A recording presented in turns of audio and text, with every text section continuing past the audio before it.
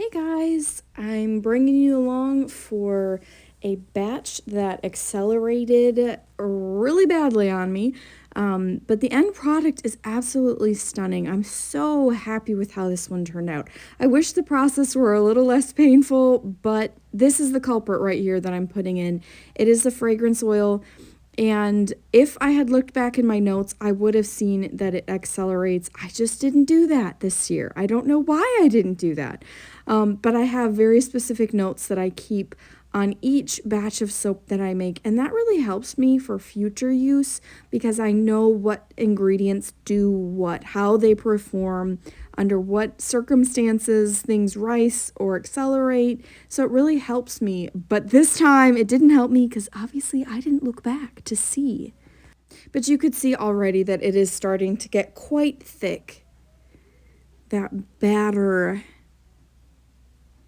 it's just a thicker consistency. In this, the white portion, I did use some titanium dioxide to brighten it up. But as you see, I'm not able to fully incorporate that. It did leave a really cool look in the overall end product with that titanium dioxide partially mixed in. It's kind of like a swirled marbled look almost. So it really does just go to show that even if things don't turn out exactly how you envisioned, it still can be really super awesome. So here I am just kind of scooping this hardened or hardening batter into there.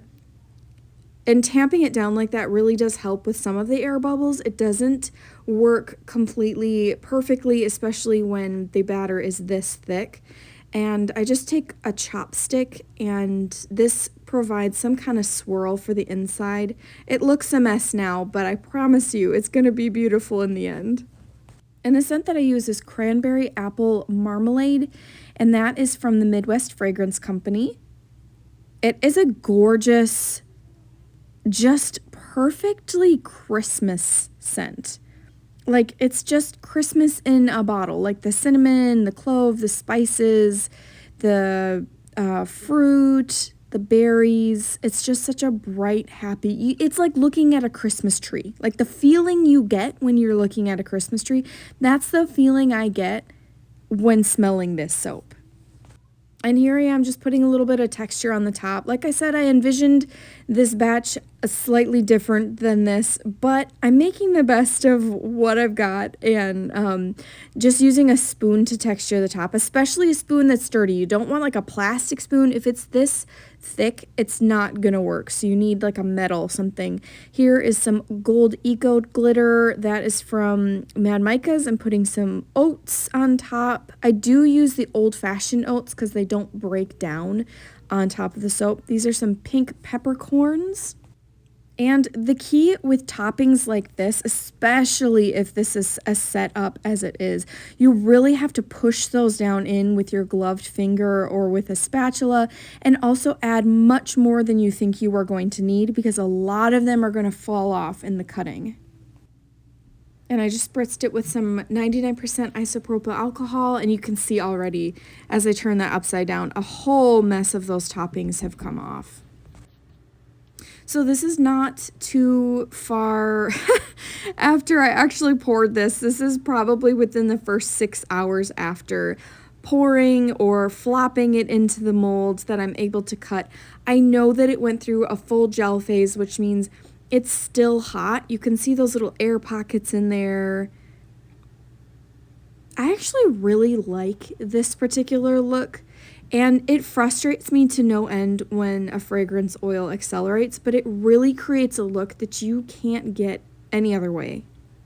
I'm asked a lot about my soap cutter, and I actually got it from Nurture Soap online, but I don't know that they are necessarily making these anymore. You can always look. I know they sell out quickly when they have them available. And there it is, and you can see the portion of white that is not fully white. It almost just looks like a two-tone cream, almost like a little marbly look. I really like that effect. And each bar is totally different from the next. And that is the nature of handcrafted, honestly. I've been asked to make specific custom orders, and I always give the caveat, just so you know, it's not going to be exactly like it is in the picture. because each loaf is going to be different. Each bar from the same loaf is going to be different. That's just the nature of the beast. And these are fully through gel phase. If they were not, they would have that circle of the partial gel phase, but they are still quite warm. It's always fun to see what temperature they're at. And this, sorry, it's rough. It's about 121 there. When I poured it, it was about 90 degrees, so it has heated up significantly. And then this is actually starting to cool down from what it was at full gel. And there is the finished product. And this is actually the fully cured bar. These are the pictures you'll see in my shop. And as always, these were made by me, Martha. You can find my shop at bluehavensoapery.etsy.com. I'll have my full Christmas lineup November 15th.